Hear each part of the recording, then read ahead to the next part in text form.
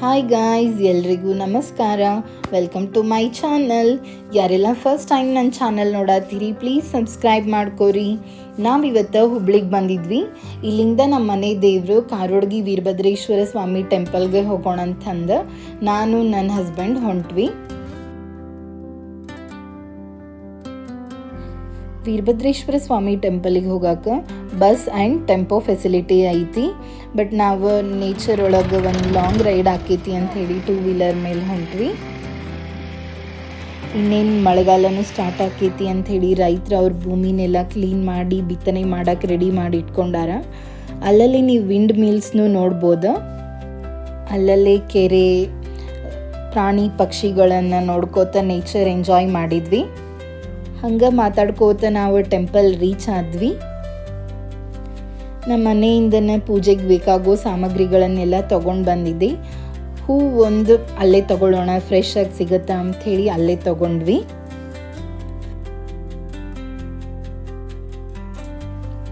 Temple ಒಳಗಡೆ ಹೋಗೋಣ ಬರ್ರಿ.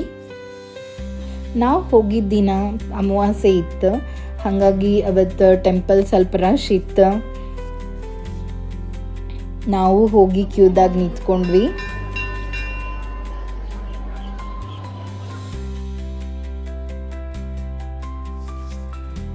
ವೀರಭದ್ರ ಸ್ವಾಮಿಯು ಶೈವ ಧರ್ಮದ ಶಕ್ತಿಯ ಅವತಾರ. ವೀರಭದ್ರ ಸ್ವಾಮಿಯ ಇತಿಹಾಸವನ್ನು ತಿಳಿದುಕೊಳ್ಳೋಣ ಬನ್ನಿ. ವೀರಭದ್ರ ಸ್ವಾಮಿಯು ಲೋಕರಕ್ಷಕ ಭಗವಾನ್ ಶಿವನ ಒಂದು ಉಗ್ರ ರೂಪ. ಈ ದೇವರು ಕೋಪದಿಂದ ಜನಿಸಿದವರು. ಈ ಕಥೆಯ ಹಿಂದಿರುವ ಪವಾಡ ಏನೆಂದರೆ, ಪ್ರಜಾಪತಿ ದಕ್ಷನು ತನ್ನ ಮಗಳು ಸತಿಯನ್ನು ಭಗವಾನ್ ಶಿವನಿಗೆ ಕೊಟ್ಟಿದ್ದ. ಆದರೆ ಶಿವನನ್ನು ಅವಮಾನಿಸಿ ತನ್ನ ಯಜ್ಞಕ್ಕೆ ಕರೆಯದೇ ಇದ್ದ. ಇದರಿಂದ ದುಃಖಿತಳಾದ ಸತಿ ಆತ್ಮಹತ್ಯೆ ಮಾಡಿಕೊಂಡಳು. ಈ ಸುದ್ದಿ ಕೇಳಿದ ಶಿವನು ಕ್ರೋಧದಿಂದ ಕಂಪಿಸಿದ. ತಮ್ಮ ಜಟೆಗಳಿಂದ ವೀರಭದ್ರನನ್ನು ಸೃಷ್ಟಿಸಿದರು. ವೀರಭದ್ರನು ತನ್ನ ಸೇನೆಯೊಂದಿಗೆ ಯಜ್ಞವನ್ನು ನಾಶ ಮಾಡಿ ದಕ್ಷನ ಶಿರಶ್ಛೇದನೆ ಮಾಡಿದರು.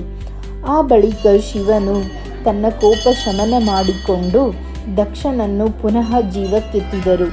ವೀರಭದ್ರ ಸ್ವಾಮಿಯ ಈ ಕಥೆ ಶಕ್ತಿಯ ಹಾಗೂ ನ್ಯಾಯದ ಭಕ್ತಿಯ ಸಂಕೇತವಾಗಿದೆ. ವೀರಭದ್ರ ಸ್ವಾಮಿಯವರು ಭಾರತದ ಹಲವೆಡೆ ಪೂಜಿಸಲ್ಪಡುತ್ತಾರೆ. ಕರ್ನಾಟಕದ ಹಲವು ಕ್ಷೇತ್ರಗಳಲ್ಲಿ, ವಿಶೇಷವಾಗಿ ಆಂಧ್ರ ಪ್ರದೇಶದ ಲೇಪಾಕ್ಷಿ ಮುಂತಾದ ಪ್ರದೇಶಗಳಲ್ಲಿ ಪೂಜಿಸಲ್ಪಡುತ್ತಾರೆ. ಇಲ್ಲಿ ಶ್ರೀ ವೀರಭದ್ರೇಶ್ವರ ದೇವರ ಮಹಾರಥೋತ್ಸವವನ್ನು ಶ್ರದ್ಧಾ ಭಕ್ತಿಪೂರ್ವಕವಾಗಿ ಕೈಗೊಳ್ಳಲಾಗುತ್ತದೆ. ಜಾತ್ರಾ ಮಹೋತ್ಸವದ ಮುನ್ನ ಶ್ರೀ ಕ್ಷೇತ್ರದಲ್ಲಿ ಗಣಹೋಮ, ರೌದ್ರಹೋಮ, ಚಂಡಿ ಹೋಮ ಪೂಜೆಯೊಂದಿಗೆ ವಿಶೇಷ ಧರ್ಮ ಸಮಾರಂಭ ನಡೆಸಲಾಗುತ್ತದೆ.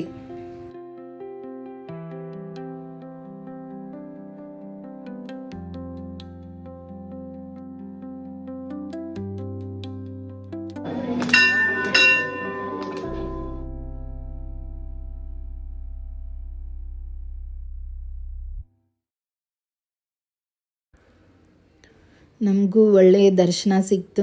ದೇವರ ಆಶೀರ್ವಾದ ಪಡ್ಕೊಂಡು ನಮಗೂ ಮನಸ್ಸಿಗೆ ಸಮಾಧಾನ ಆಯಿತು. ಟೆಂಪಲ್ ಹಿಂದೆ ದೇವ್ರದ್ದು ಒಂದೊಂದು ಮೂರ್ತಿನೂ ಎಷ್ಟು ಚಂದ ಕೆತ್ತನೆ ಮಾಡಿದ್ರೆ ಅದನ್ನು ನೋಡ್ಕೋತ ನಾವು ಒಂದೆರಡು ಟೆಂಪಲ್ನ ರೌಂಡ್ ಹಾಕಿದ್ವಿ.